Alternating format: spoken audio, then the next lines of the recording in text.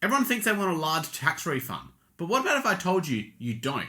Today, I'm going to be exploring the concept of tax refunds and why chasing a tax refund might not be the best strategy. To first explore this, we need to understand what causes a tax refund. A tax refund is caused by you having overpaid tax to what you're meant to pay.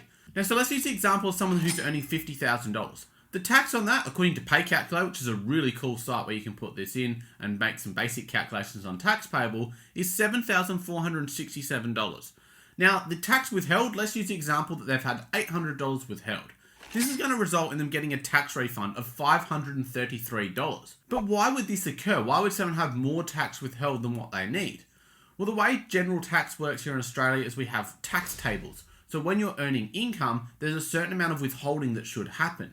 So the goal of the withholding system is that you should end up with pretty much the right amount of tax withheld based on your earnings. Now, this doesn't always work out perfectly for a number of reasons. They might have earnings that vary week to week. They might have deductions. They might have other income events. All of these things are going to mean that the withholding that happens each week isn't based on what the final taxable income is. It's just a good estimate based on the earnings for that particular week. Now, one of the main reasons that this happens is because of deductions.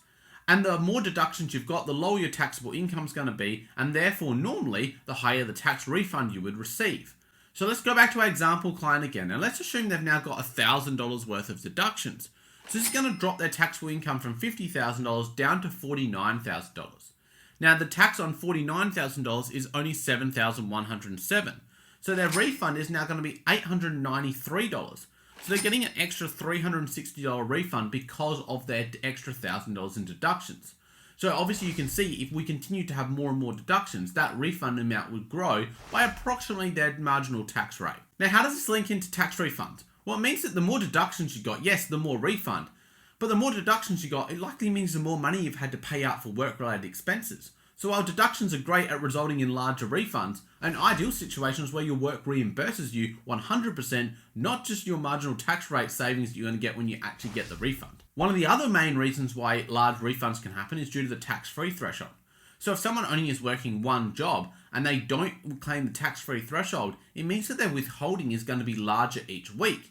And then when we get to the end of the year, they're obviously going to have a much larger amount withheld compared to what should have been withheld. This is because the way our marginal tax brackets are set up, in your early stages, you're paying no tax or even a really low rate of tax. So the tax rates are split into two sections. We have ones with the tax-free threshold and ones without the tax-free threshold. And they give you different rates of withholding depending on which box you've ticked on your tax file number declaration. So if you don't tick the tax-free threshold and then it gets to the end of the year and that's the only income you've earned, it's likely you'll result in a larger tax refund.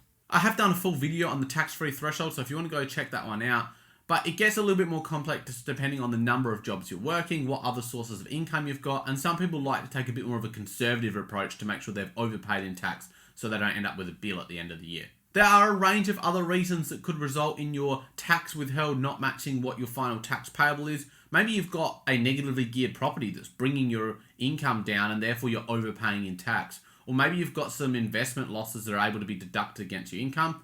Bit of a complex area, so definitely go and do your own research in that area. Or maybe you've got a business that's making a loss that's able to offset that loss against your income. Again, a complex area, do your own research.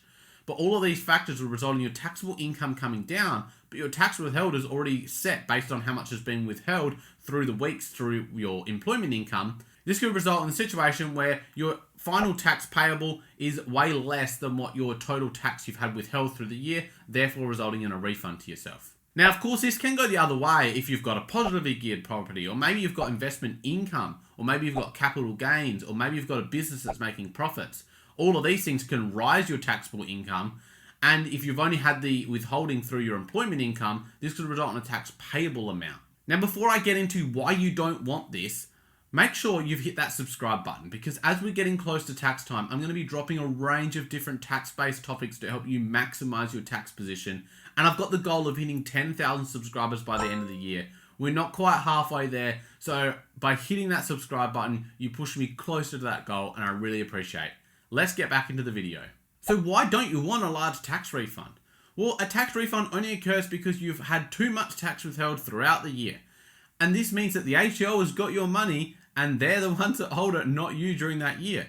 So ideally, your tax refund would come to zero because it means you've had the perfect amount of tax withheld throughout the year, and it means you'd be able to keep every extra dollar that for yourself, whether it's to save it, to invest it, or to use it to maybe just ease the general cost of living pressures on your own life. By having large tax refunds, it just means that by overpaying, you don't have access to those funds ongoing. Now, some people prefer a large tax refund because they know that they would blow the money as it come in each week. But that raises a whole nother issue of just being better with your money. And this upcoming video I've got, I talk about 5 mistakes that beginners make in this video, and I'd love to see you over there. I appreciate you watching. I'll talk to you soon.